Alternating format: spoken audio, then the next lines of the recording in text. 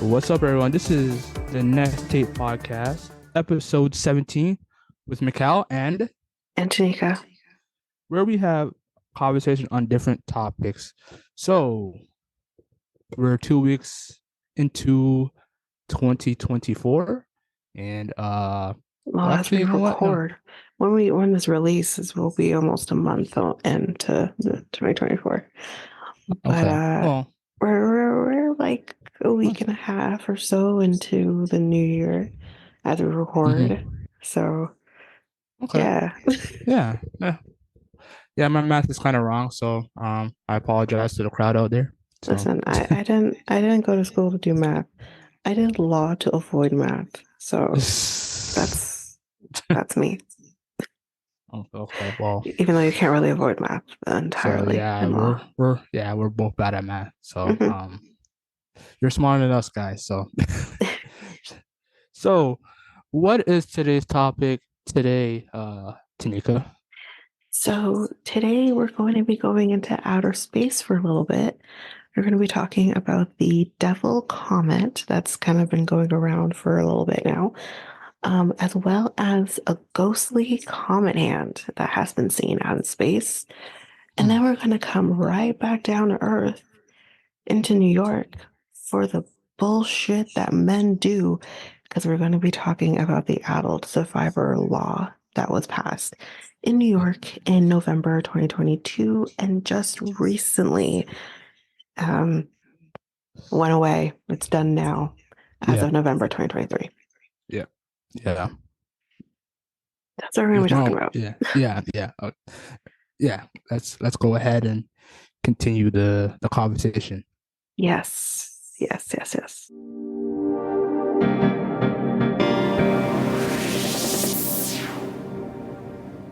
Okay, so let's do the very first topic. We're going to be out in space for now. It's a little easier to deal with than what we will talk about at the end there. But we're going to be talking about the Devil Comet. Now, for anyone who hasn't heard about the Devil Comet, there is a comet out in space right now that is seen with horns.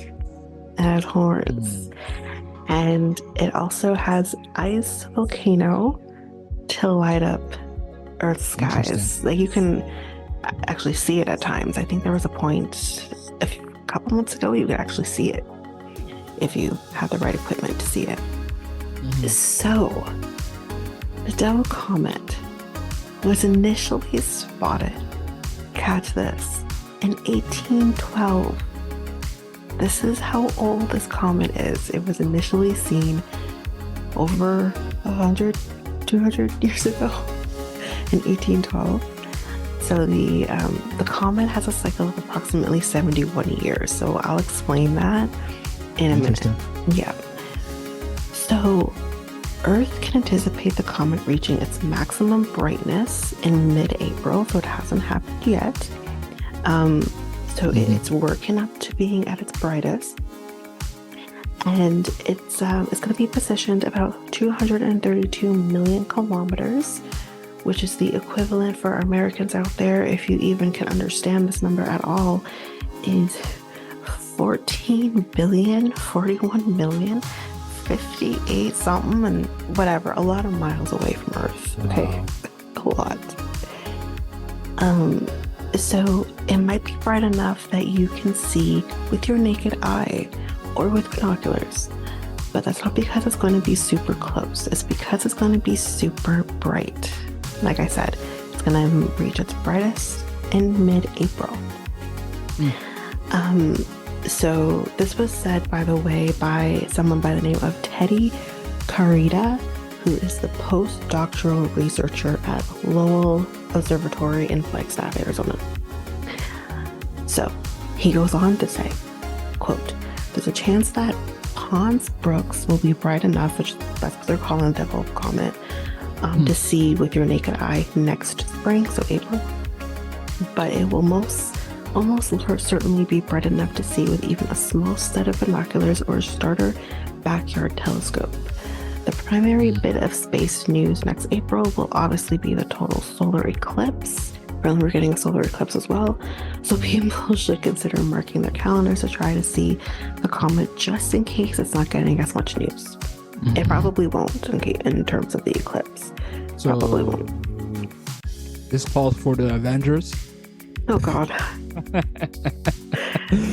So let's go on to say the comet earned its nickname Devil back in July of 23 when astronomers, sometimes that hurts to say, observed horns surrounding its nucleus, with likening it to the Millennium Falcon spaceship from Star Wars, for those who know what that looks like, because I don't really know what that looks like. Right. So Kurita, who we've been talking about lately, clarified that these quote-unquote horns are essentially tails composed of gas and dust resulting from unusual outbursts that scientists are still investigating to comprehend fully. The astronomer told Insider that outbursts are when comets suddenly get much more active and then eject gas and dust at an accelerated rate. So it's very interesting. Yeah. It's basically what happens with this is it gets really bright and then it explodes and then it does the whole thing over again. So it gets bright, it comes down to Earth. It doesn't come down to Earth. Okay. We don't want to come down to Earth and exploding. Okay. That's bad for us. Yeah. It explodes. It explodes in space. Okay. And then it just does the whole thing over again. Now, some of the recent things I've seen with the Devil Comet is that it is getting a little closer to Earth. It's still maybe not close to create any serious damage, but it is getting a little closer to Earth. I didn't want to talk about that too much because the idea of a comet hitting Earth scares the hell out of me. So I like space and everything. I like talking about it and learning new things, but there are limits for me. Yeah, so. that's crazy. Where's God in this? Jeez, like, is God supposed to save us from this situation? Like, well, if you're religious, then yes, that is what you believe. But I mean, I believe in a higher power. I believe in a God. I was raised Catholic, but you know, I still think there are just certain things that are out of God's hands, or is all in God's plan. We don't know. So anyway, so to continue, the comet brightens really rapidly and then sort of fades back to the brightness it had before, as kind of mentioned. So yeah, so he kind of says these are really, really bright, really, really large outbursts. And that's what makes the comet so interesting to scientists. It's kind of what I said before. So, yeah, so he kind of goes on to say, you know, keep updated on any developments regarding the comet in the months leading to its anticipated appearance in the sky. So we still have some time, as we are in January. So, you know, maybe if I notice it, you know, we can talk about it. I probably won't notice it, but like, it's still kind of interesting. So to kind of talk about the size of this comet, they approximate that the comet's nucleus has a diameter of 12.4 miles, which is about twice the size of Mount Everest. Wow. Yeah. That's unbelievable. Isn't it? In comparison to other celestial fireballs, which typically have diameters ranging from 0.6 to 1.8 miles. The comet is exceptionally massive. I think we have definitely, yes, I would agree. So that's basically it with the Devil Comet. If you're interested, definitely keep yourself updated on things. Like I said, I have seen articles come out since I saw this original article that has said it's getting a little close to Earth, a little too close to Earth. That's, you know, can get a little concerning, especially because it's not done its path. Right. Wherever its path is, it's not finished yet. So we don't know what's going to happen if it can get further away from Earth, if it's going to get closer to Earth. So if that scares you, then don't read anything more. But don't read into it too deep. I would say if you read into it too deep, you want to get stressed out. Exactly. You're going to, And my anxiety levels reach a limit, so I can't go much more than that. So yeah. Okay, All right. That's pretty interesting.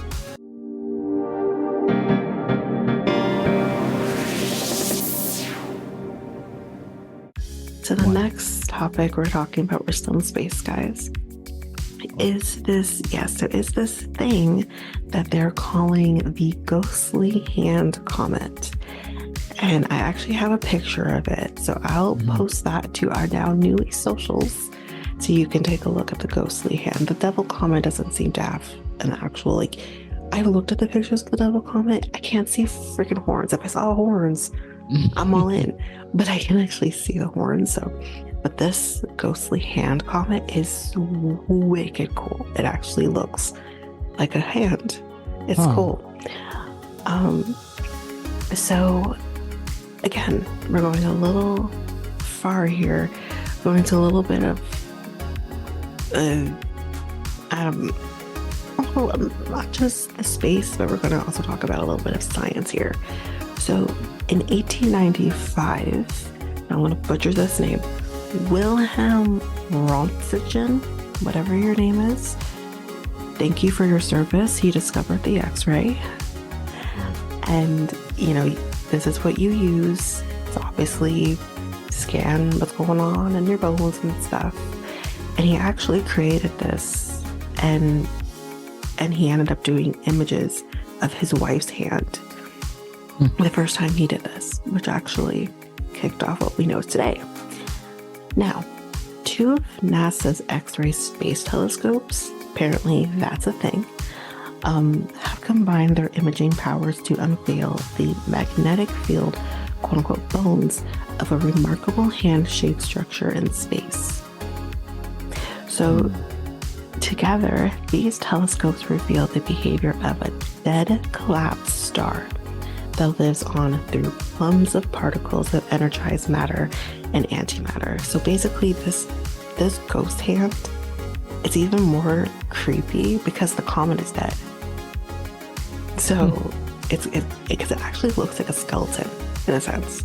Yeah, I'm looking at the image right now. You're looking at it, yeah. So it's purple. It's purple, and it looks like a skeleton ghost hand. So it's kind of cool.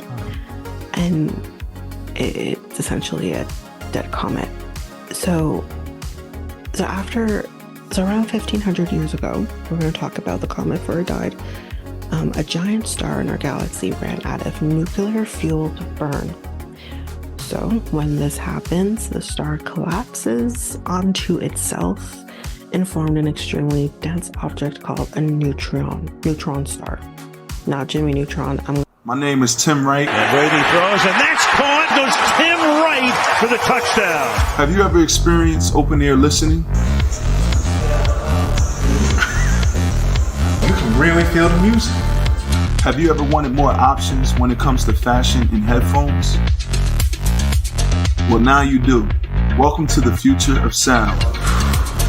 The D4 has a 4-point speaker system providing surround sound fidelity, Bluetooth connectivity, dual mics for taking phone calls, a port for audio jack plug-in, and a USB port for charging on the go. The bass hit me right in the cranium. The sound is crazy. Yeah, this is dope. Our unique dome covers provide branding, fashion interchangeability, and closed ear noise isolation. Kind of revolutionary. This is crazy. Oh my god. Who invented these? Who's the mastermind behind these? To learn more about Dome Audio, go to domeaudioinc.com. That's domeaudioinc.com. I got ahead of you right now. Neutron star. Okay, so basically what happened. So Rotating neutron stars with strong magnetic fields, or pulsars, is another term they use, provide labs for extreme physics with conditions that cannot be replicated on Earth. So it's just really strong stuff. Young pulsars can create jets of matter and antimatter moving away from the poles of pulsar along with an intense wind, forming a pulsar wind nebula, whatever that term is. So I actually have another picture as well that's like, I'll also post it. It's like blue, and you can kind of see like this what looks like sparks or something kind of around the like the fingers. It's also a very cool picture, but it also just looks so dark and just spooky. Now, is there like a clip out there that the people can see, or is it just basically just pictures and photos and etc.? I think for this, like, I think there are clips of the Devil Comet, but there aren't like video clips of, because it's not really moving, I don't think. It's just kind of there. It's not moving. So it's probably no actual. I'm sure if you were to go, I know there are people who are space enthusiasts that can probably find those things easy if you were to find something like that. But depending on where the ghost hand comet is, I don't know exactly where it is in space. So I don't think there is any video clips. Right. Okay, so in 2001, NASA's Chandra X-ray Observatory first observed this pulsar, which I believe is just the ghost comet. So I'm gonna go forward. It's called ghost comet. They first observed it in 2001 and revealed that its pulsar wind nebula, which we've talked about, resembles a human hand, which obviously you will see on our socials. Mikel can attest it looks like a human hand. So the pulsar is located at the base of the quote-unquote palm of the hand. So that's kind of interesting.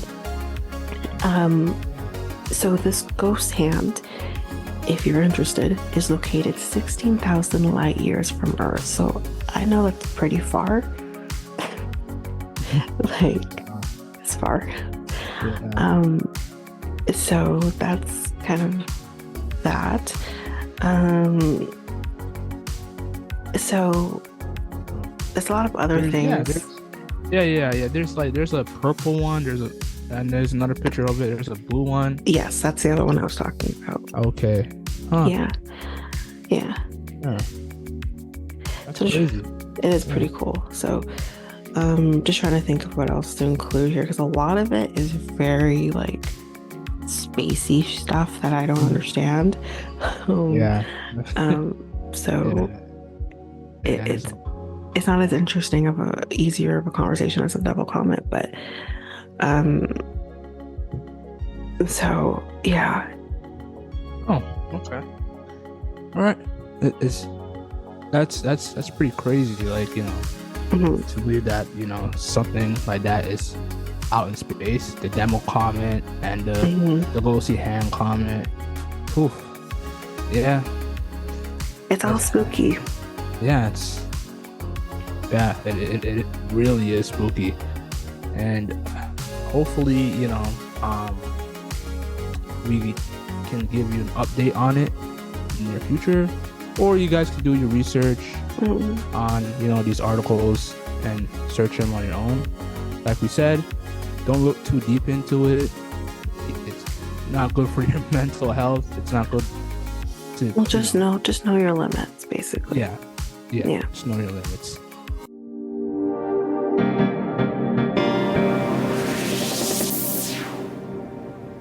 Okay, all right, let's get back down to Earth.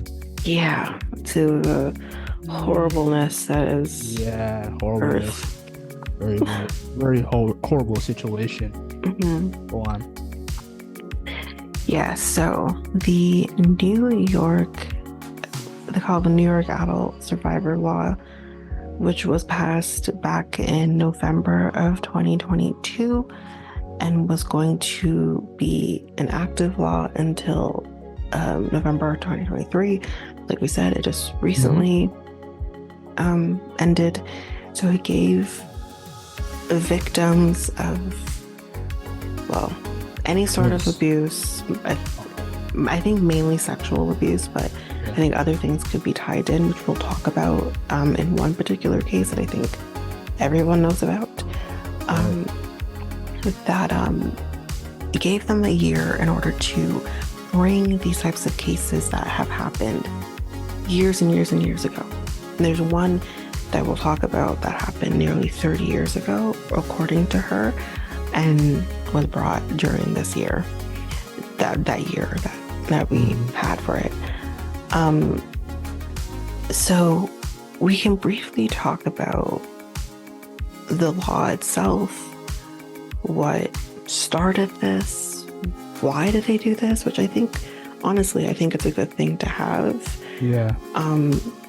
Because I think, again, it just kind of helps when it comes to the Me Too movement, because there are a lot of cases where people, you know, have something happen to them and they don't come forward, right? So do you have anything you want to say before we jump into it, though? It's crazy how this was a lot of this this stuff was basically like hidden for so long.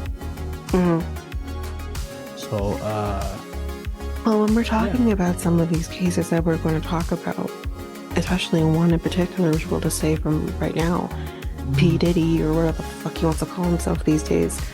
Yeah. He's a huge person that, you know, the person who brought the case, which for those people who remember Cassie, she is nowhere near the level of P. Diddy. So we'll go into depth with her case, because my God, this shit this poor woman had to endure. And she's like she's our age. Like she's very young. She was very young when she started. Yeah. Well, she met him at 19, and then it kind of just went from there.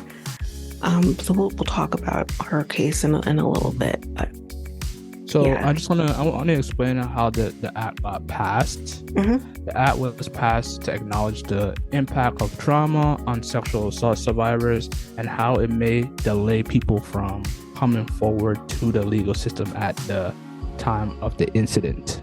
So like I said, it's very crazy that, you know, a lot of these took place like 20 years ago, and one we're going to talk about happened like 30 years ago. So with this law, you know, it helped with cases apparently that were brought against, like, Donald Trump, for example. Didn't know that happened, but am I surprised? No, and you shouldn't be either. So this was this was an incident that happened apparently in the mid-1990s. So that I think that's already been done, and he already settled that and whatever. So that's done. And again, just to kind of say in terms of the dates, like, I just don't understand why it only lasted the year. I feel like this is something that should go on a lot longer. It's something that should just be there, because I don't think a year is always enough for every woman to feel comfortable enough to come forward and say something, you know, because again, you're like, I just recently watched an episode, like, this is a little bit different, but I recently watched an episode of for my true crime fans, Fear Thy Neighbor, where a little girl was claiming her neighbor, you know, exposed himself to her. Now, spoiler alert with this one, her father was a cop and basically took the law in his own hands eventually and murdered a lot of his neighbors and then killed himself. But prior to all of that, though, you had some of the neighbors being like, I don't believe this little girl, because she was 12. or I think maybe 10 or 11. I don't think you would do this. Like, I don't think this neighbor would do this. And my first question in that moment was, why don't we believe her though? Why are we so quick to not believe the little girl versus him? And I'm not saying that the guy necessarily did or didn't do it. He is not alive to speak his truth now because he was killed. But I'm just like, why are we so quick to not believe her? Right. And this is the problem that we have, and why women can't come forward and say something. Yeah, they have the fear, but then they also have, we literally, even just as like the last 10 or so years, or even as more recently than that, you have cops literally telling young girls that you weren't raped. It was consensual. You have that too. So it's just like, again, another episode that I watched of a different episode where that happened in like 2012. We have not learned. That's crazy. So a cop to tell you that right in front of your face and say that you weren't. Oh, but it happens all the time. Like, that's not even surprising, unfortunately, but it happens all the time because it's like, let's believe this punk.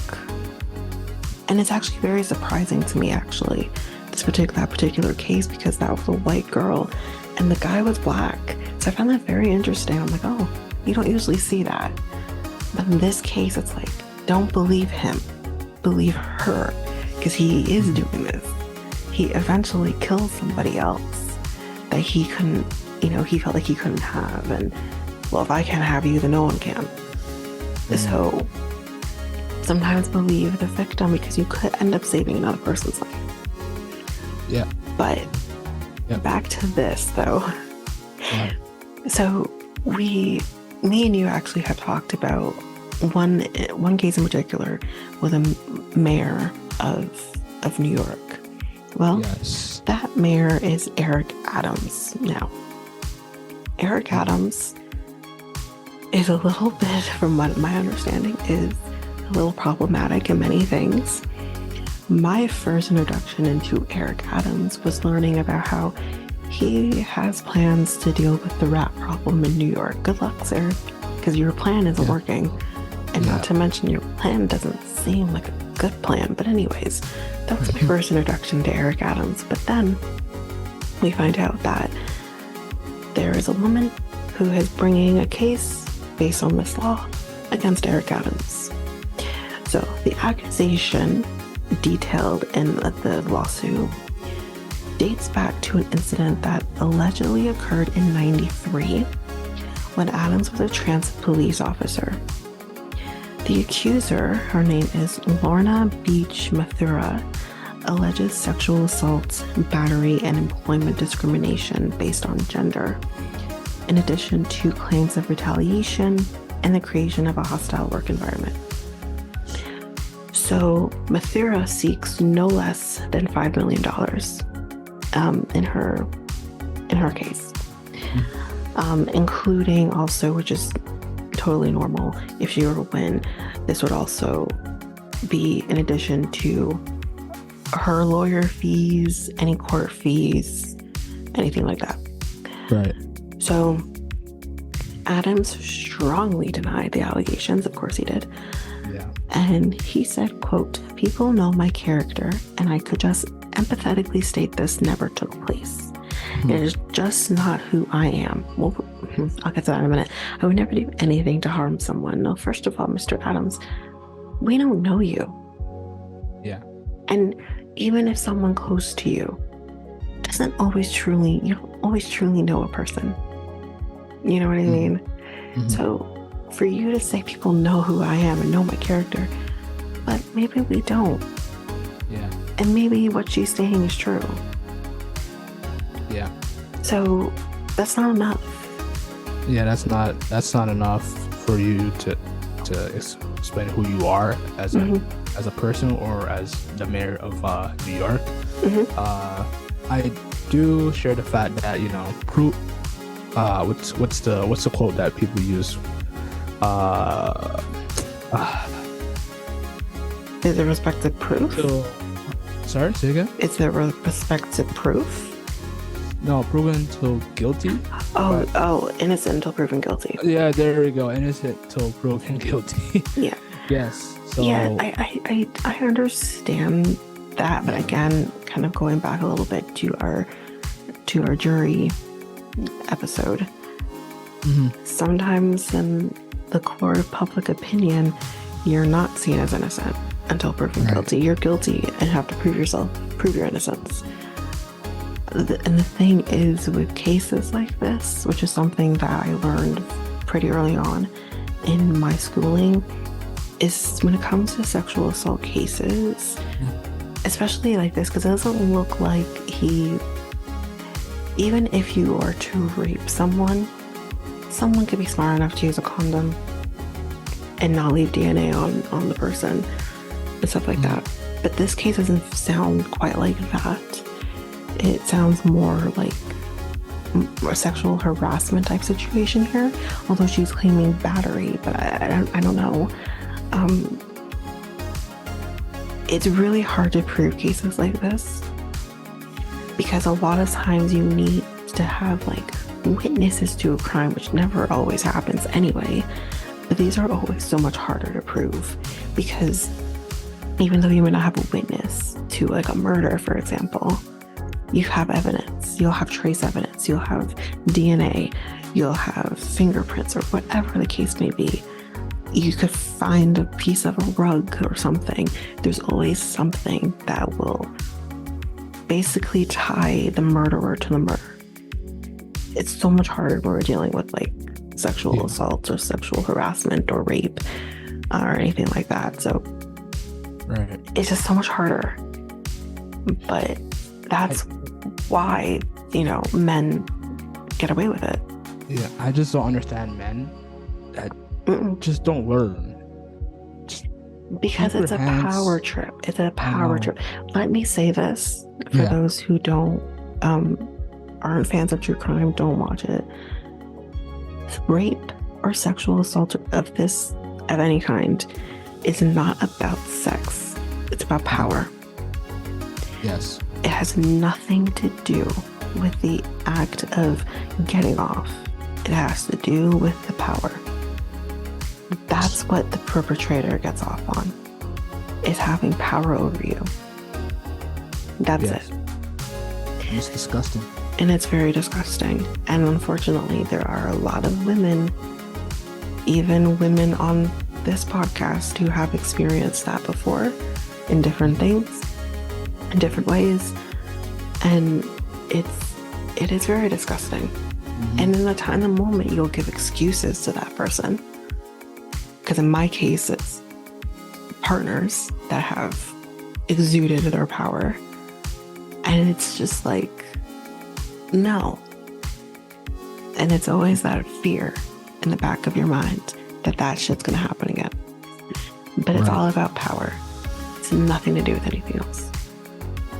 And also for the men, when a woman says no, you take that no and you move on. Right? You don't force upon a woman's body like that. Yeah. You don't do that. Yeah. So listen to her, because there's reasons why she's like, even this goes to even partners. You might get consent initially, but you might lose consent halfway through, or consent might be taken away halfway through. And like in I'm not gonna go too deep into Mike's situation, but in my situation, I literally needed a moment to breathe. I needed a break. I needed to just catch my breath. That's all I needed. And he didn't listen. He literally told me, I'm not stopping. And I literally laid there and waited for it to end, because it was no longer enjoyable for me, but it was all for him. So, that is considered rape. Because you might have gotten consent initially, but you didn't later on. It was taken away from you. And no fault of your own, but it was just, I need a minute. So listen to her, because she knows what's going on in her brain and her mind and whatever in the moment. You don't. Yep. So, Yep. back to Eric Adams very quick. So he, on top of this case, also has other things going on. The FBI raids happening. He's a hot mess of a person. Eric Adams is. Apparently there was other issues with other people who were running for mayor of New York. It's a hot mess. And meanwhile, while this is happening, you have what's his face, the mayor before, what's his name? I can't remember his name. I think I have his name somewhere in here in my notes. And I'm like, oh, look at you. I can't remember his name now. But anyways, you have him kind of being like, is this my chance to come back? Even though he's no better than Eric Adams is. But anyways, you all know who I mean. Cuomo, that's it. So you're just like, Eric Adams, you suck in many ways, more than one. But yeah, so that's basically the case with Eric Adams. Okay, so then for the big case, that obviously we all heard, Cassie sued Diddy in a federal court on November 16th of this year, accusing the hip-hop mainstay Diddy of rape and a decade-long pattern of abuse that began when she was 19 years old. Now, for those of you who maybe don't know who Cassie is or don't remember who she is the one who came out with her hit song like a million years ago. I was in high school. So sad. Me and You. Yeah. It's a very simple video where she's dancing in front of the mirrors in the dance studio. Yeah. So, one of my favorite songs. Let me do research on that song. Keep going. You're doing research? Shut up. Jesus. She has had other songs since then, but she kind of was maybe more of a one-hit wonder type person. But she's been very much in the news still because she was with him. Yeah. So, Me and You, yeah, I know, I said that already. Yeah. Okay, go ahead. Because it was one of my favorite songs, so trust me, I remember the song. Yeah.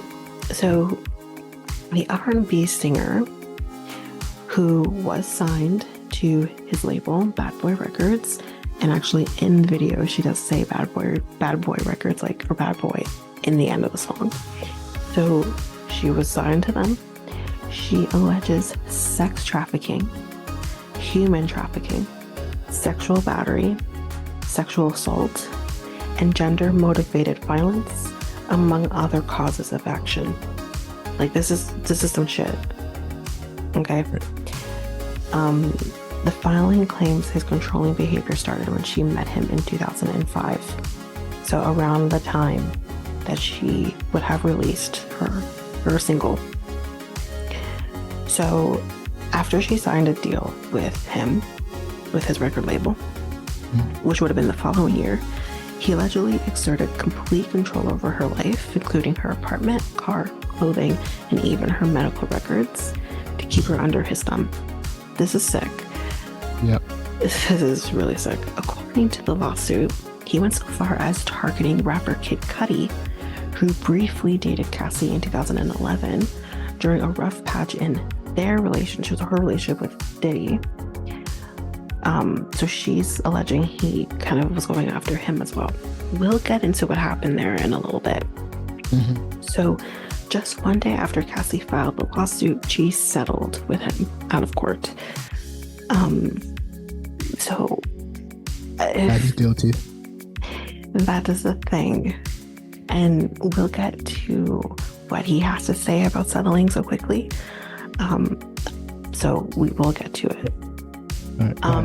So as the dust cleared with that lawsuit, multiple accusers stepped forward, detailing their own sexual assault allegations against him. So we're going to get into all of it. So So we're going to talk about quick, like what he was accused of. We kind of talked about some of the stuff already, but we're going to get into it. So the lawsuit alleges several instances of abuse committed by Diddy, including rape, battery, and forced sex acts with male sex workers. So that's kind of where the trafficking aspect comes in. In the filing, Cassie depicts that Diddy, who was obviously, as we all know, was the head of the label, and was also her romantic partner at some point. Didn't he propose to her at some point as well?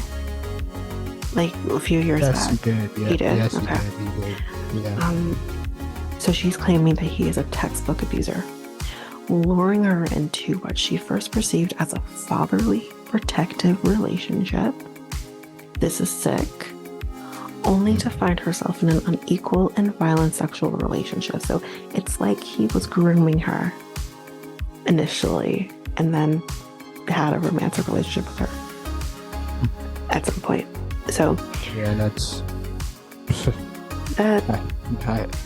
it's gross. Yeah. It's totally unequal in all aspects of her life in terms of age. The fact that he has more power, more money, Yeah. more pull than she does. You guys can't see me now, but I'm shaking my head right now and in disgust. So basically, I know I'm pretty quiet on this subject, but yeah, just know that I'm shaking my head in disgust with all this information that I'm consuming. So Yeah. So go Diddy successfully kept her under his thumb through his alleged intimidations tactics, which consisted of blowing up a man's car. That was Kid Cudi's car that he blew up, dangling a friend over a 17th floor balcony. I'm assuming her friend. This guy thinks he's a villain, eh? Right? Destroying cars. Right? And asking her to carry his gun in her purse. She never went to the police out of fear, obviously, and that it would just merely give him another excuse to hurt her. Of course, he's denying all these allegations. Of course you are. Like, I would be shocked if you admitted to it.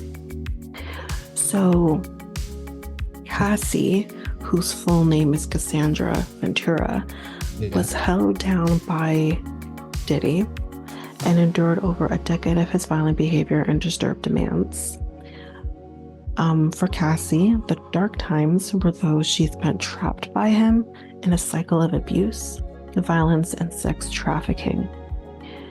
So as we kind of will go back a little bit into the history here, he first expressed romantic interest in her in 2006. So as she signed into his label was when he's like, oh, by the way, you know what I mean? So the lawsuit claims when his makeup artist mentioned that he was interested in her, that's kind of how she found out that he was interested. His makeup artist told Cassie. Like, right. So soon after, she basically said she had been drawn into his jet-setting, drug-fueled lifestyle. So we'll get to the drugs in a minute. Once they entered a romantic relationship, him and his inner circle allegedly controlled every aspect of her life.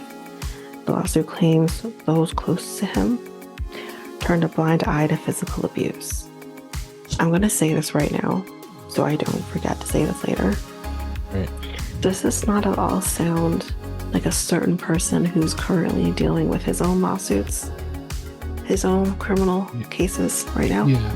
Yeah. It's very similar. And also for the people that that were in Diddy's circle and now just like giving their voice on the or giving their opinion on to this Well, I don't know if they're giving their lawsuit. opinion.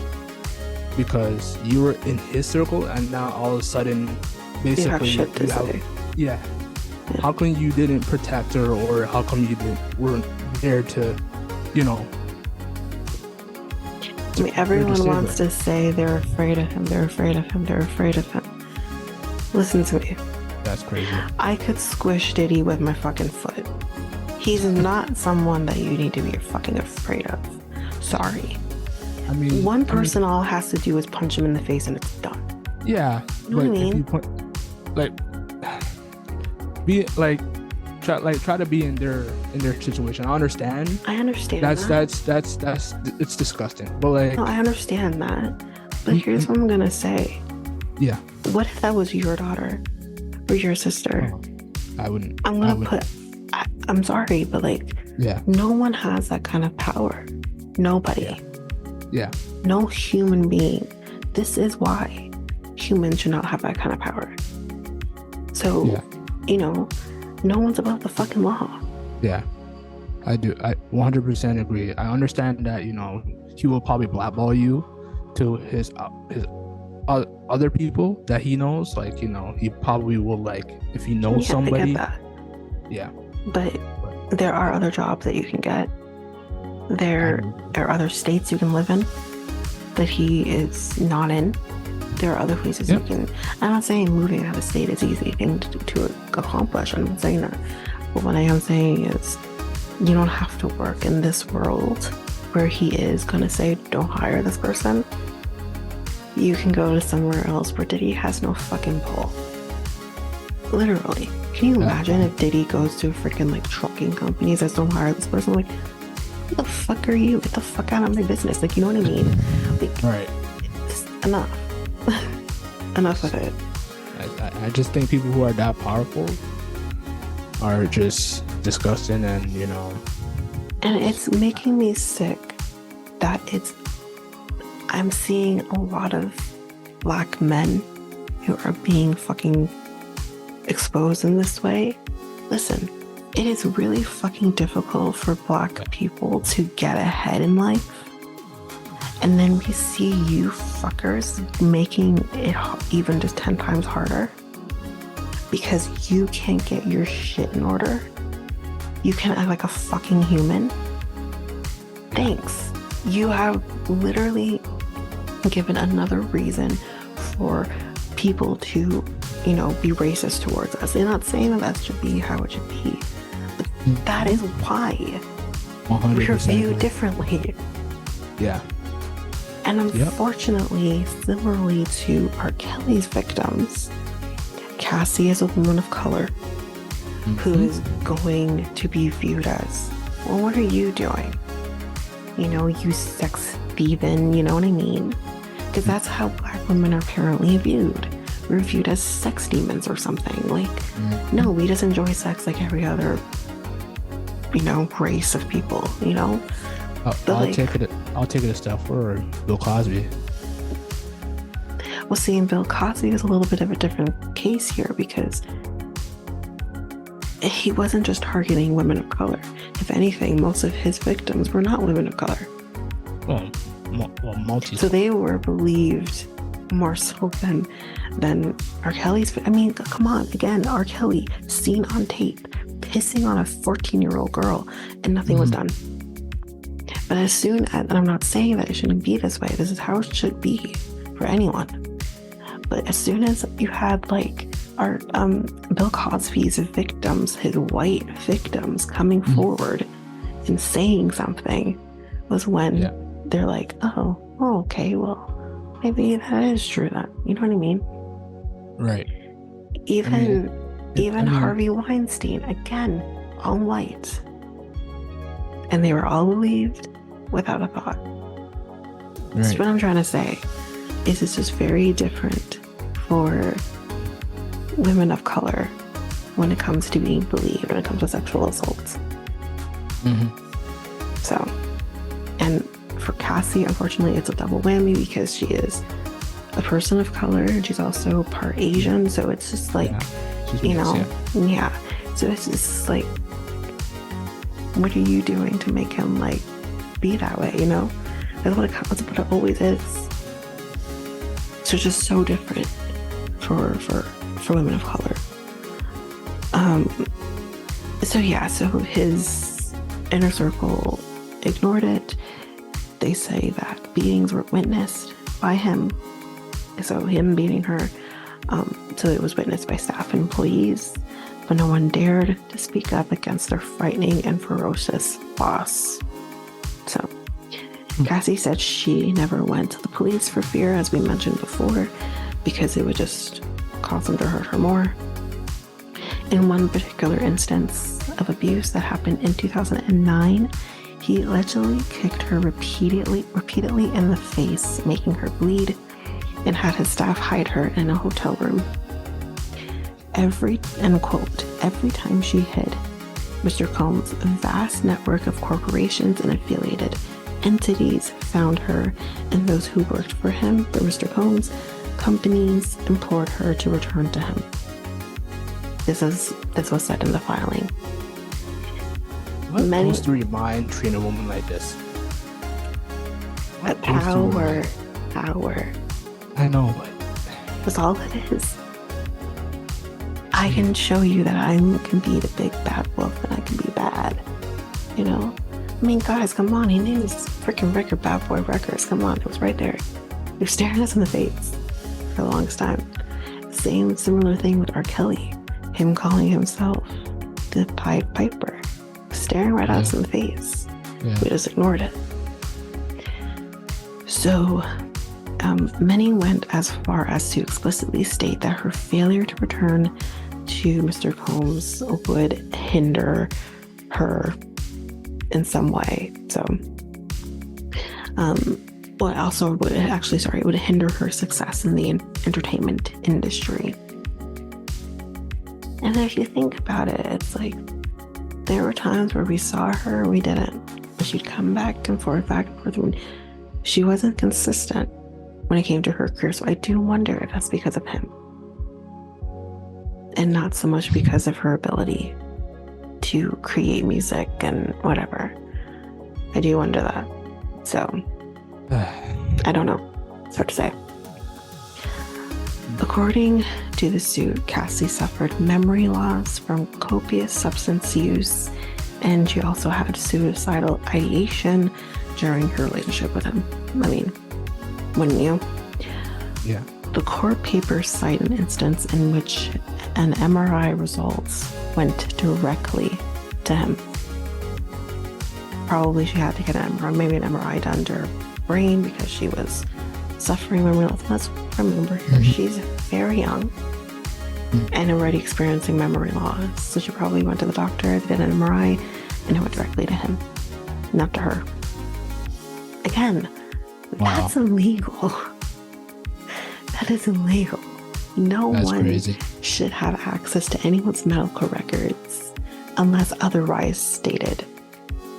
You know, and I don't know if she did or didn't, but it would have been under distress. What did she sign for him to get that?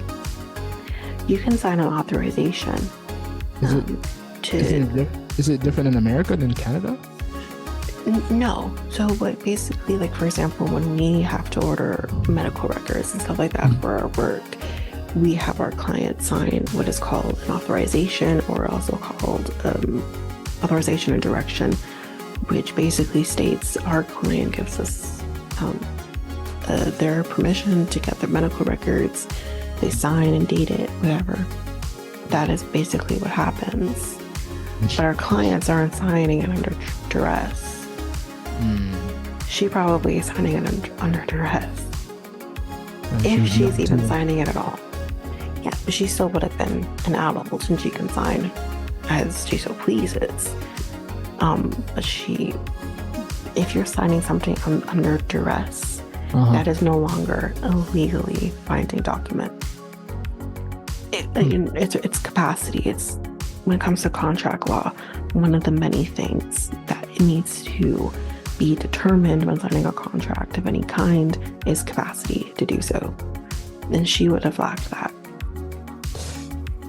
So, if she did sign anything. Okay, go ahead. So, the suit named not only Diddy, and his associated business entities were also named. So that includes Bad Boy Entertainment, Bad Boy Records, Epic Records, Combs Enterprises, and Doe Corps. And that's pointing to a widespread complicity in the allegations against him. And we don't know what Cassie sought in damages, but it was unspecified amount in compensatory damages. I know I'm saying that wrong. Basically, we did talk about this again in our jury episode where we talked about what that is, and that's basically just money awarded to an injured party that would compensate for their damages, injury, or another incurred loss. Basically all it is. So, elsewhere in the filing, Cassie also alleged that he forced her to take part in freak-offs, quote unquote, which she describes as an arrangement in which she had no choice but to plan and engage in sex acts with male sex workers while he masturbated while watching. So he's basically a voyeur, which again, listen, y'all, if you want to be a voyeur, go with your bad self. That's fine.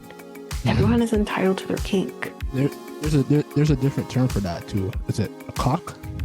Cuckold, yeah. But cuckold's a little different. Cuckold's a little different than being a voyeur. It's a little different, but it's okay. Go on and do it. But when you're forcing a woman to do it with a sex worker, that's not okay. Yeah. While you just sit there and it's gross. It's just gross. Anyway, That's weird. That's weird. It is fucking weird. So the encounters continued for years in high-end hotels across the country, and sometimes occurred as often as once a week. Once a fucking week. Once a week. The image being that's traumatic for a human being. Absolutely. Diddy took photos and filmed the encounters as well. Cassie would delete videos that were shot on her phone, but it would not make any difference. Because once she was actually forced to watch the footage on a flight that she thought she had gotten rid of. She thought she had gotten rid of this footage. She didn't. And he forced her to watch it. So, following an FO in 2016, so that's a freak out, he allegedly paid a hotel $50,000 to erase hallway surveillance footage of an intoxicated Diddy throwing glass vases at Cassie when she tried to escape after he gave her a black eye. She would take copious amounts of drugs to disassociate during these horrific encounters, which, again, I think I would do the same thing. So these drugs included ecstasy, cocaine, GHB, which is the date rape drug, ketamine, marijuana, and alcohol in excessive amounts.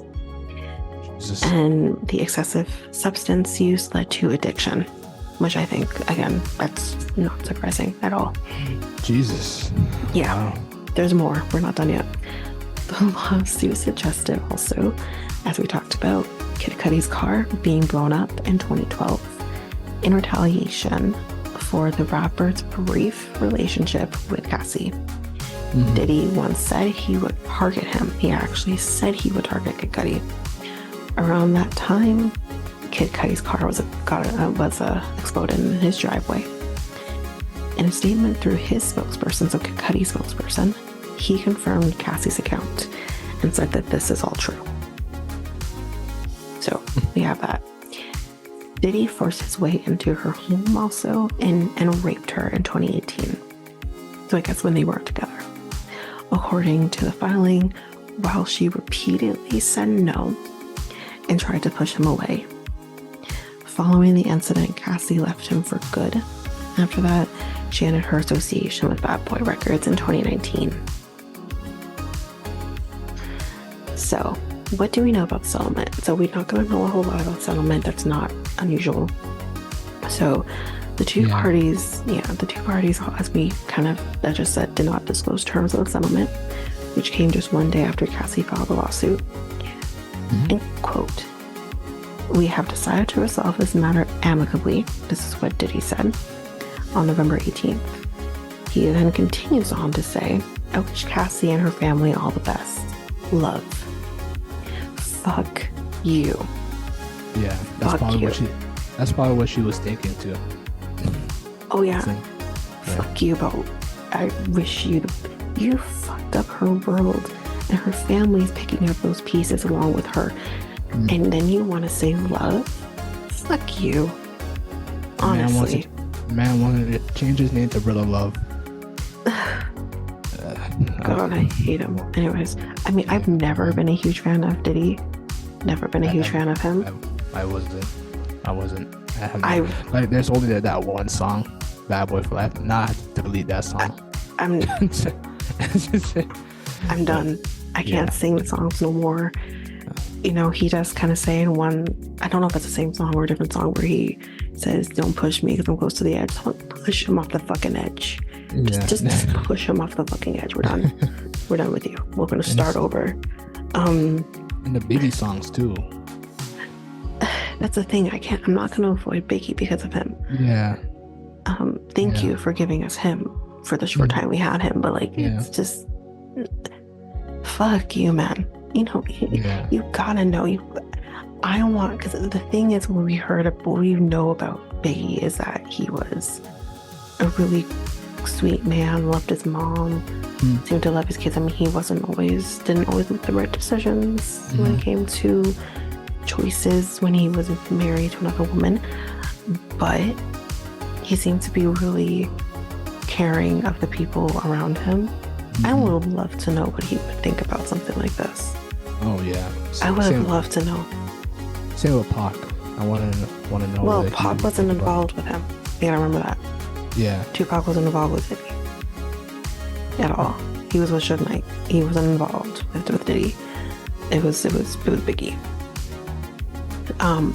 So were they cool? Weren't they with Tupac and no? Diddy? Where were you?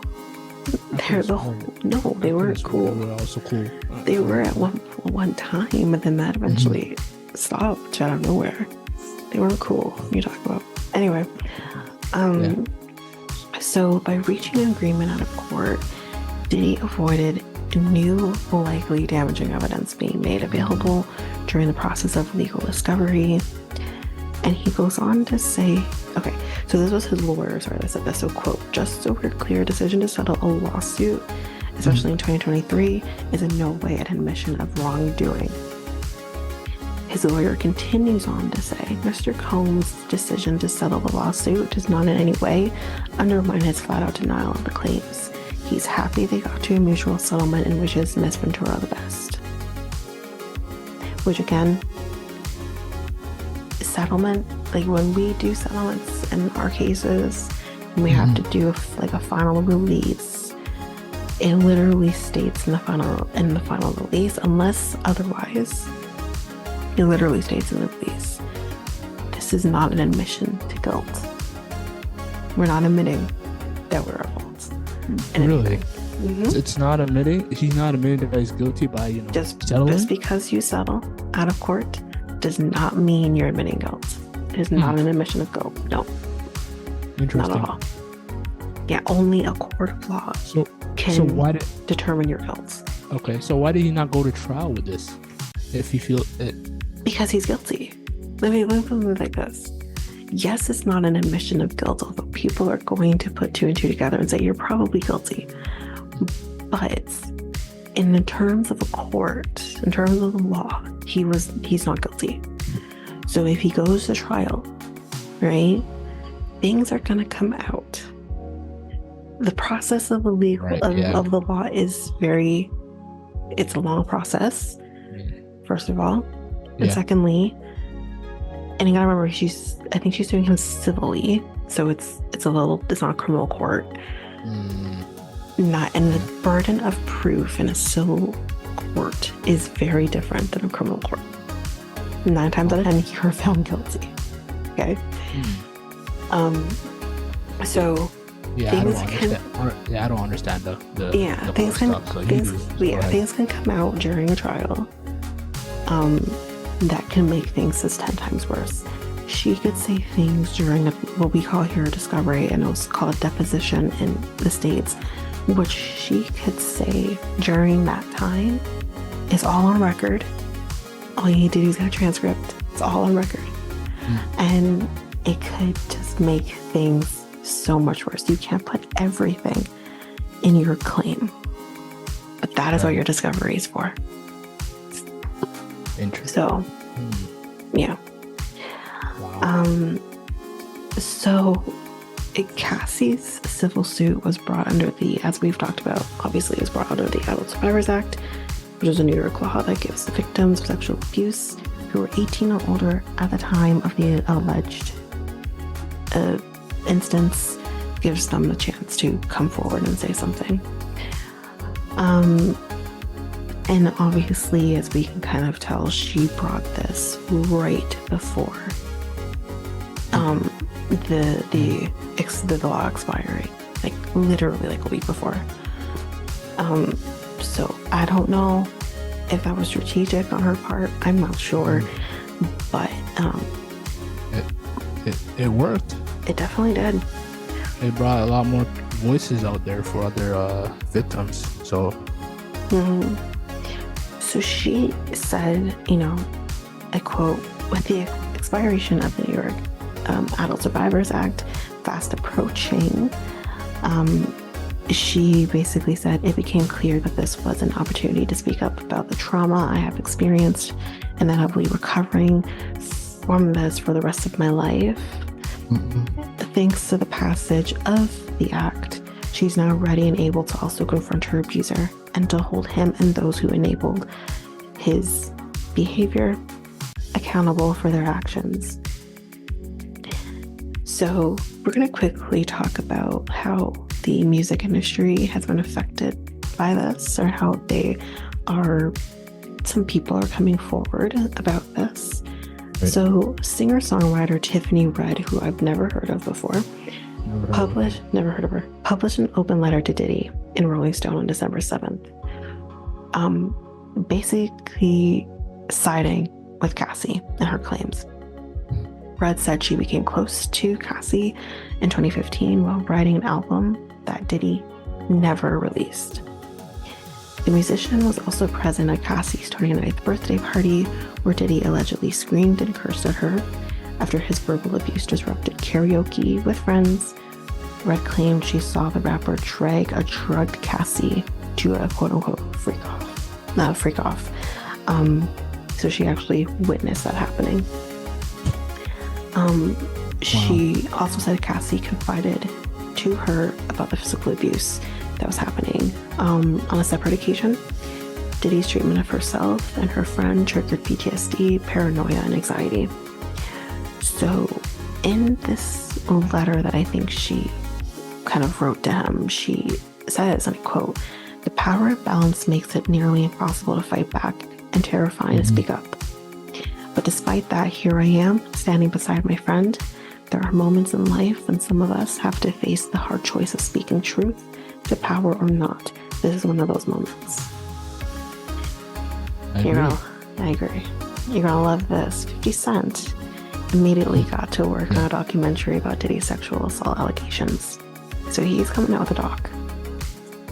The rapper confirmed the news in a tweet on December 7th. It said, quote, "G-Unit Film and Television proceeds from the documentary will go to victims of sexual assault and rape." Good for him, honestly. Yeah, I saw that. I saw that on his Instagram page. Yeah. He's good at keeping his word. Yeah, no, I believe him. So he also had like a clip that was shown as well. In the footage, former Bad Boy Records rapper Mark Curry describes the, some of the things and the party or whatever hosted by Diddy, and allegations that he would spike champagne with drugs for women to consume. That's great. He claims Diddy would spike the champagne. Diddy. Mm-hmm. So he saw this, but didn't say anything. Diddy said it to him that this is what he would do. Is that he would spike the champagne. Okay, so that's what I'm talking about. You heard this, but you don't. But you don't say anything. You don't say anything. Yeah. He claims that they would become real slippery. not knowing they were drugged. So this is what was said. Kesha changed her lyrics of her hit single TikTok, where she says in the beginning of the song, "Wake up in the morning feeling like P. Diddy," right? So in her performance on November 19th, she sang the song and she said, "Wake up in the morning feeling like me. Bye, Diddy, you're not a part of my song anymore." So 50 Cent also commented on the settlement in a now deleted Instagram post, insinuating that Diddy is not yet in the clear. And I agree with him, he is not. Nope. He said he paid that money real quick. Should have done that before the sharks saw the blood in the water, and here they come in 5, 4, 3, 2, 1. Every woman he put his hand on. Agreed. Yeah. Agreed. Yeah. Former Danny Kane member Aubrey O'Day responded to the allegations on November 16th. She expressed support for Cassie, tweeting, "She's been trying to tell y'all." She attached screenshots of news headlines about the lawsuit. Danny Kane was formed by Diddy on MTV's Make the Band in 2005. O'Day's former bandmate Don Richard also shared a message of support for Cassie. She said, quote, "Praying for Cassie and her family for peace and healing." So she also said that you are beautiful and brave. So that's kind of what the music industry is saying. So has Diddy said anything since settling with Cassie? Well, he'd be an idiot to say anything, but as we know, he's denied all allegations of wrongdoing. He said, "Enough is enough" in a tweet. Fuck you, but enough is enough. Yeah, I saw that. He tweeted this on December 6th. After facing a total of 5 lawsuits in recent weeks. So there are other lawsuits that have come about. He says, "For the last couple of weeks, I have sat silently and watched people try to assassinate my character, destroy my reputation and my legacy. Fuck your legacy. Fuck you. Just go away." He pointed fingers at victims, saying they were looking for quick payday. Okay. What other allegations has Diddy faced? As we mentioned, he now has other cases that have come about. So multiple accusers hit Diddy with an avalanche of lawsuits in the weeks after Cassie sued him for sexual assault. At the time of this article, 4 additional victims stepped forward. 4. Yeah. A woman filed a claim with the Southern District Court of New York on December 6th, alleging Diddy and Bad Boy Records executive Harv Peer, don't know who you are, but well, coming for you too, I guess, and a third assailant. She's claiming that these 3 people gang raped her when she was 17 after trafficking her across state lines in 2003. Oh, so we also have a federal case in our hands. It's perfect. Because crossing state lines with basically someone you're now holding hostage is a federal offense. Good job. Good fucking job.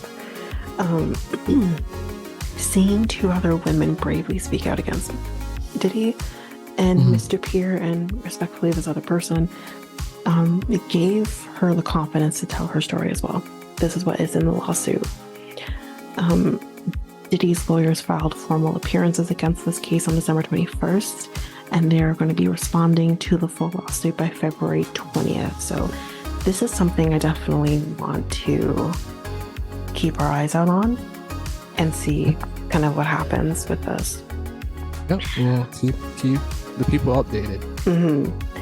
So over Thanksgiving weekend, so that would have been sometime in November. Can't remember when Thanksgiving was for you guys, but anyways, Diddy was hit with 2 separate lawsuits accusing him of sexual assault, and a third accusing his company of negligence and workplace violence. The first one comes from a former Syracuse University college student who accuses him of drugging and sexually assaulting the victim, filming the act, and then showing it as a form of revenge porn. Wow. The second one, accuses him and singer-songwriter Aaron Hall, don't know who you are either, but we're coming for you too, of alleged rape and assault against the plaintiff and her friend in 1990 or 1991. So we're talking 32 or 33 years ago. Okay? Wow. Days after Combs reportedly sexually assaulted the victim, he went back to her place of residence and violently attacked them.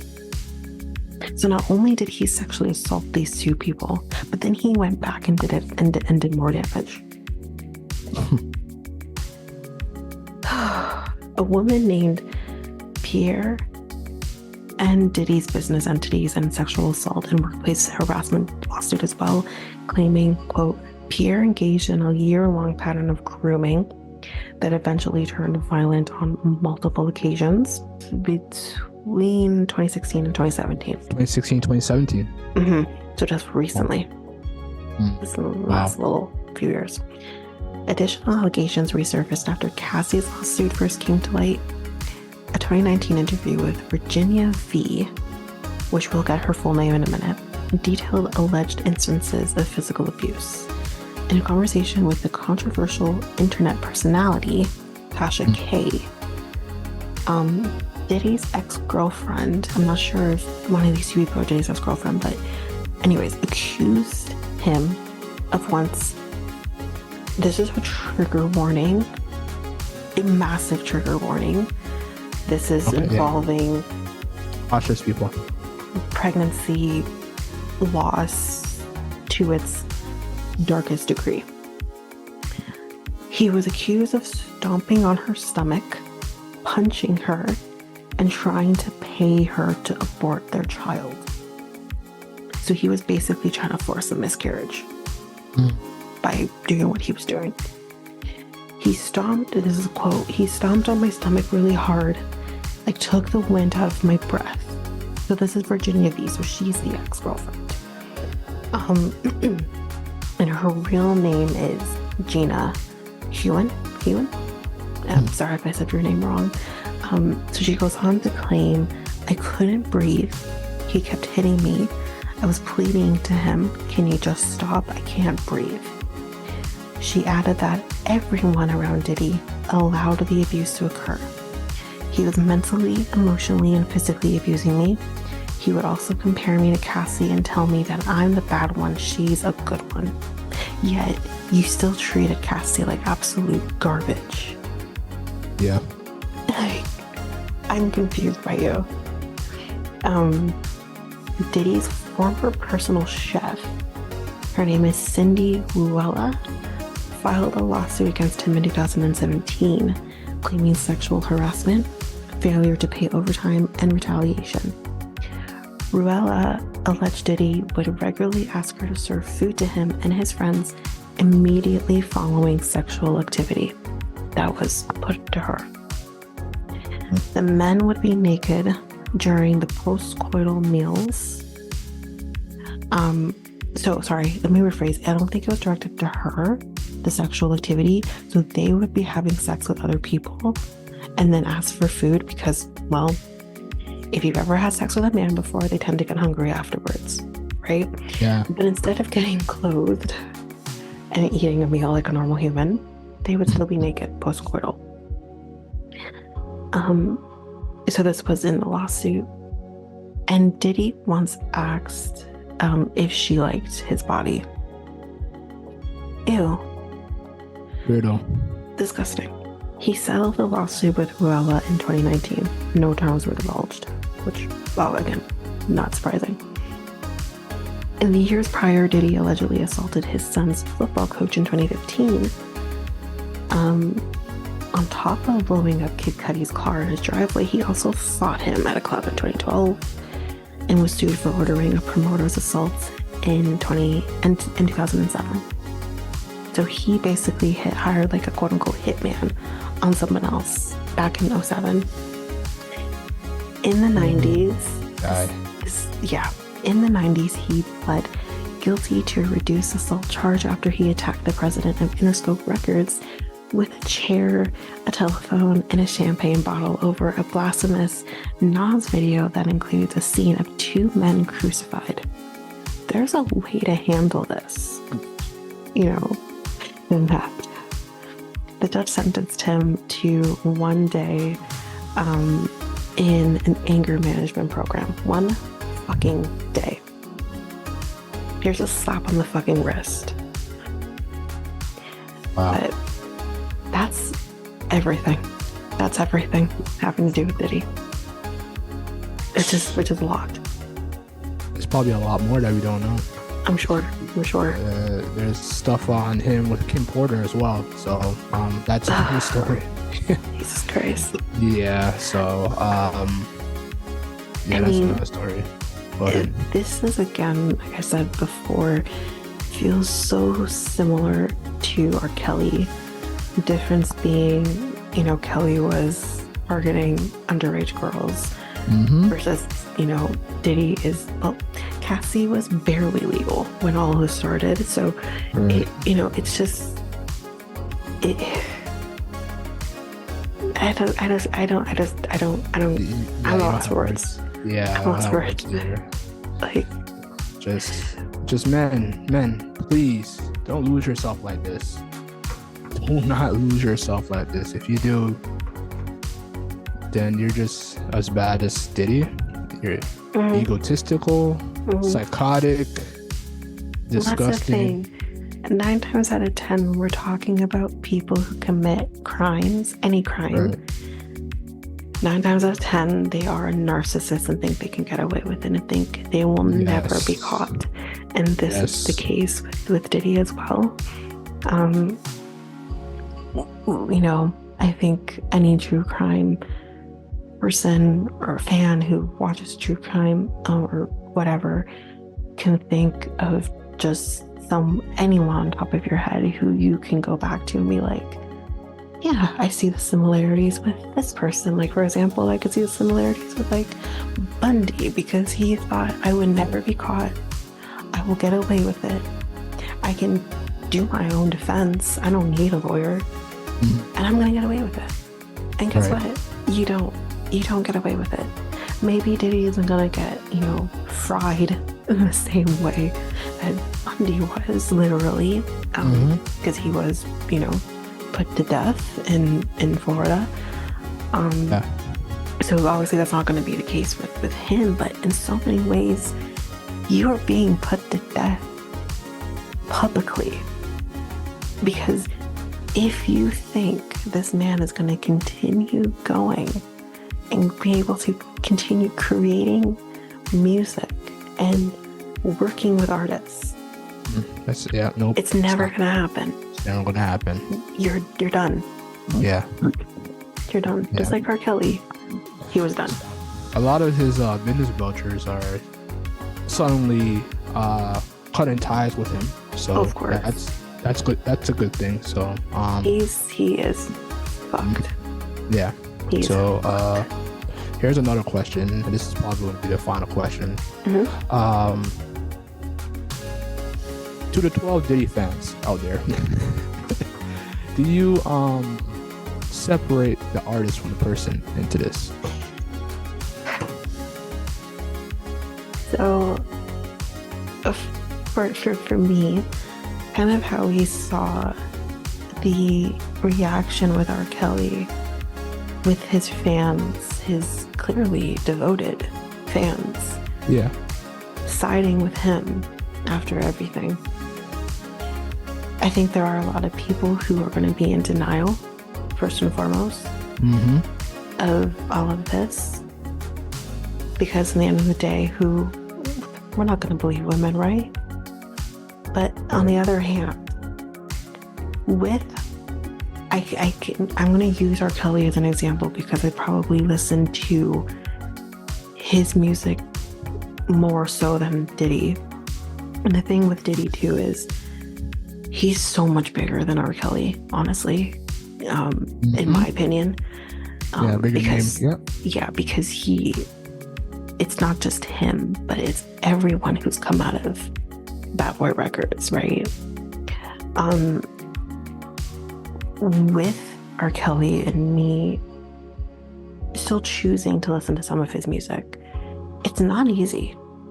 It's really not easy to listen to his music or even listen to songs that he's written and he's not a part of. For example, You're Not Alone. I'm a huge MJ fan, so I'm going to listen to that song. Cry is another one. But the thing with some of his music is I can tie it back to his abuse. There's not a lot of songs that I can listen to with R. Kelly and not think of the abuse that he has put people through. So it's going to be really difficult for me. I think with Diddy, though, he's a little smarter. Diddy did not put his shit out there for people to potentially misconstrue later on. R. Kelly did. R. Kelly put his shit in his music for people to then later misconstrue, right? So I think that's also the difference. So I think it might be easier for people to separate the artist and the artist and his music. I think it's a little different. With R. Kelly, it was just like, I can't listen to You're Not Alone not knowing that he wrote that for a victim. I can't listen to like even Bump and Grind and not think about the fact that he's talking about kids and essentially there's very few songs that I can listen to without thinking about that. Cry would be one that he wrote and he's not really in. He is in slightly, but you blink and you'll miss it. I can listen to that because it's not about anything having to do with that. It's about the world and helping the world. So that's fine. Angel is another one that I can listen to and not think about that. Even the one for Space Jam that I Believe I Can Fly. I Can Believe I Can Fly, yeah. You can listen to that and not take that back to his abuse. But there's not a lot. That's basically it. Where I was like, anything else, I'm out. It's hard. So with the Diddy, if you are a diehard fan of Diddy, everything having to do with Diddy, it's gonna maybe not be as hard. For me, it would be difficult for me. I mean, listening to Me and You, I haven't listened to that song in quite some time, but it would be difficult to listen to that song after knowing all of this and now knowing, were you singing that for your abuser? Even before the abuse obviously happened or whatever, like the abuse was happening, obviously, but it's a different scale. Like, is that who you're singing it to? Is that why the song was written for you? Yeah. You know? Like that would be, because I don't think she wrote that song. I think it was someone else wrote that song. So I don't know. I mean, I can avoid Diddy as much as I can. Yeah. Because I don't listen to a lot of his music. I don't listen to a lot of his artist music. Like obviously Biggie is one that yes I do, but for me, it's a no. You are the person. Exactly. You are the person I hear that. and the artist in my opinion. So basically, if like one of my favorite artists is like if 50 did like something like to this magnitude, I would delete all the music. It's that simple. I don't listen to that much Diddy at all. The only song I listen to is, which I already said it in the podcast earlier, was Bad Boys. Bad Boys, I could easily I could easily just delete that and be like, So in terms of R. Kelly, like you said, I Can Believe I Can Fly. I don't listen to that song that much or to his music at all. So I can live without R. Kelly's music. I mean, I would say listen to his music maybe once every year, couple years, or once or maybe a couple times a year. It just depends. Like it's on my Spotify, I'll listen to it or whatever. But because again, it's it's what makes me angry with these people. It's like you give us this art that we grew up listening to, that we love. Like I will never forget when I first heard Ignition on the radio, and Ignition remix on the radio, and fell in love with it instantly. Yeah. I remember what I was doing. I was young. And then to find out later on, and again, like even, knowing R. Kelly wrote You're Not Alone for Michael Jackson, and knowing how huge that song was, and I've been listening to that song for as long as I can remember, and then to find out the true meaning behind that song, I cried. I cried because I'm like, how can I be listening to a song that Michael Jackson basically penned as like a love song in his mind, penned this love song to his wife at the time, which was Lisa Marie Presley. And for me to find out, actually, no, wait a minute, this song has a different meaning for you, the songwriter. And you're singing to your 17-year-old victim who literally just, I can't remember if she had an abortion or she had a miscarriage, but she was pregnant with his fucking kid. And the reason he wrote the song was because she wouldn't talk to him anymore. She was done, obviously. She didn't go through the same abuse as other people did, but she went through her own abuse nonetheless. So it made me very angry. But again, it's like, in that moment, what do you do? Because it's not him singing it, but it was him that wrote it. It's like, I don't know. I mean, that is not the same case with Diddy. Diddy doesn't write his own music. Okay? Nope. He doesn't. I mean, it was at that point, honestly, I'm telling you, it was at that moment when I found out that Diddy doesn't write his own raps. And I'm like, you're not a rapper then. Like, get out of here. Like, that's kind of when I was done with him. And that was a long time ago. Yeah, that's what I found out when he did. I think he wrote that lyric into, is it Bad Boys? Was it Bad Boys or the Victory verse? Or Biggie's? I can't remember. He said something like, don't worry about, me writing rhymes. Oh, yeah. Or something like I don't know. I can't remember. But I'm like, sir, you're not a rapper then. Yeah. Rappers write their own. To me, rappers write their own music. I mean, that's the least of the concerns here, but like, rappers write their own music. So that's kind of when I wrote you off. But, yeah. Well, shout outs to Cassie for being strong and encouraging on other women to, voice do the same. Their situation. So, shout outs to her. Coming forward is not easy. So, yeah, it is. At any point, doesn't matter who he is, it's not easy.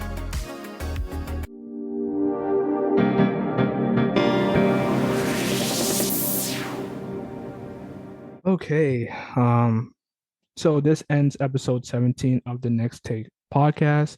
The Next Take podcast is available now on all podcast platforms. We also have a website called solo.to/Next Take podcast. And for contact emails, email us at mikeltanyka@gmail.com. So, and don't forget, we have our social medias as well: Facebook, Instagram, Twitter, and TikTok. Facebook, Instagram is Next Take Podcast, and Twitter and TikTok is Next Take Pod. I think. I know that's definitely pod. So, but yes. Right. Okay. So we talked about all the comments out there, such as the devil comment and the hand comment. The ghostly hand comment. Yeah. Ghostly hand comment. So hopefully those don't come down to earth. And the ghostly hand comment is dead anyways. Was it dead? The ghostly one is dead. It's a dead comment. The devil comment, please stay away from us. Yeah, still around. So And away from the sun as well. It could definitely cause damage to the sun. And that's bad for us too. oh wow. Okay. So yeah. Well, hopefully it doesn't give the 666 sign to Oh God. both the Earth and the sun. And also the New York Adult Adult Survivor Law. Yep. which was basically a lot of sad moments into that conversation. And Yep. yeah, like I keep saying to every man or every woman, don't be a power hungry person. Keep your hands to yourself. Mm-hmm. Know what consent is. So if a person says no, you listen to them. Yep. Listen. So Yeah. yeah. And Okay. again, there's kinks ahead. and shit, right? There's kinks Yeah. and stuff. Yeah. But Obviously. just make clear guidelines for yourself. Yep. Okay. All right. So I'm Mikel, and And I'm Tanyka. we are out until next week's episode.